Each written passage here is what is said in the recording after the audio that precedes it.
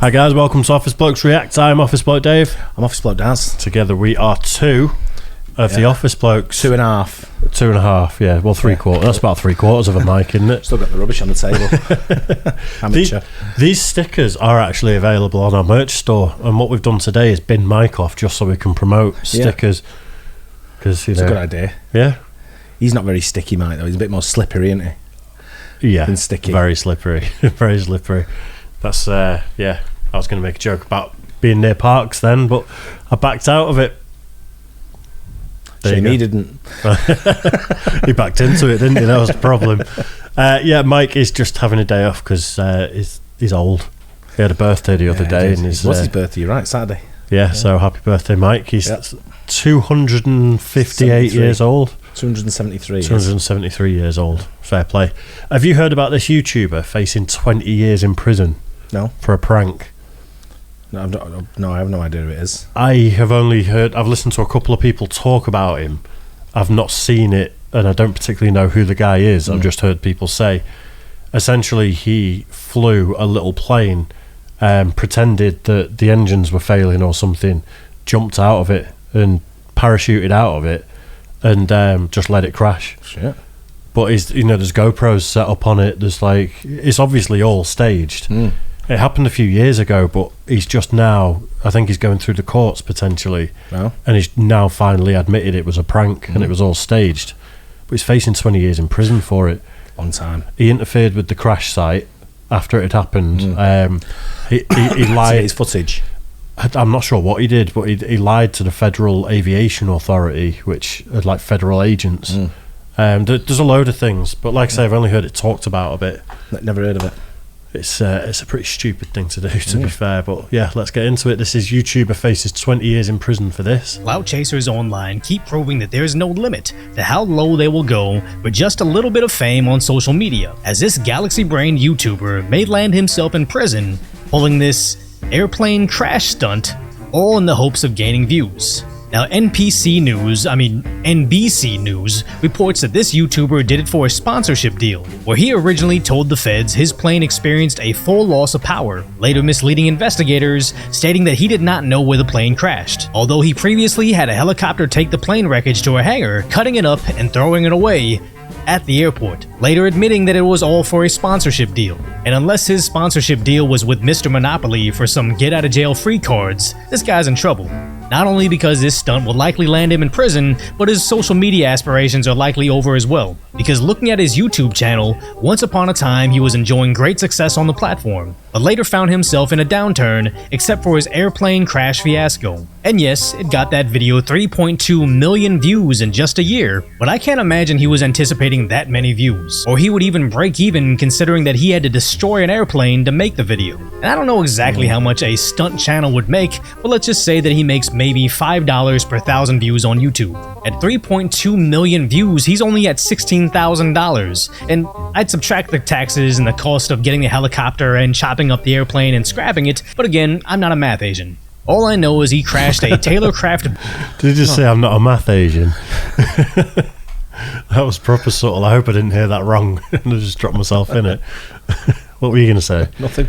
I'd subtract the taxes and the cost of getting the helicopter and chopping up the airplane and scrapping it, but again, I'm not a math Asian.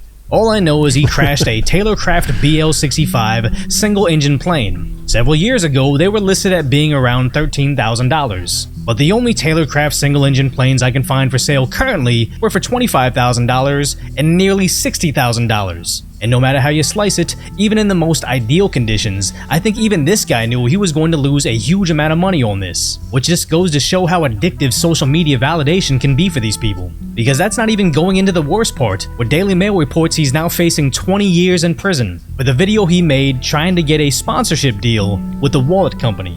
With a video featuring him whacking through poison oak, struggling to find civilization, and complaining how thirsty and lost he felt. And if you've been watching me long enough, you've known I've done a few sponsored videos before. And I always try to pick a topic that is somewhat affiliated to the product that I'm endorsing. But what does a wallet company have to do with crashing an airplane?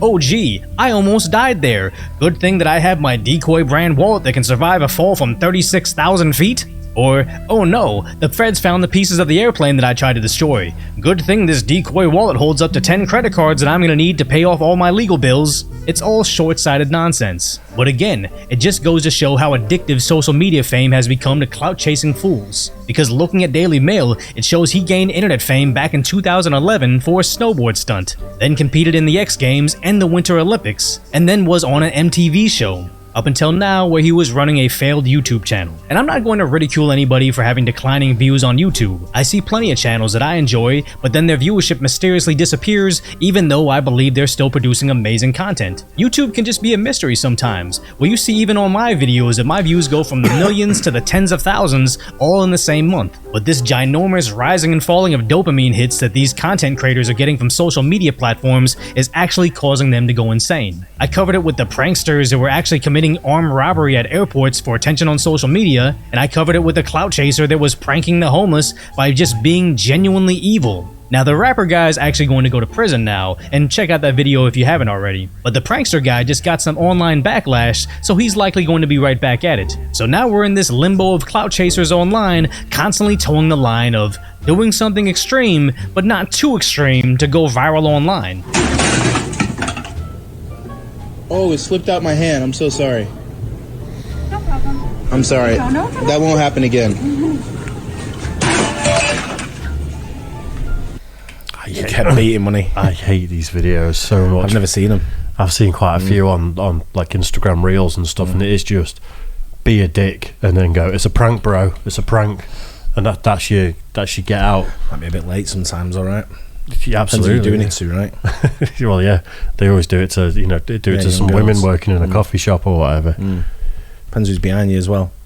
And I see this Starbucks idiot the same way I see the airplane idiot. Without social media, I 1000% believe that they wouldn't be doing any of this. No. But for now, we just had to bear witness to this newfound prank to prison pipeline.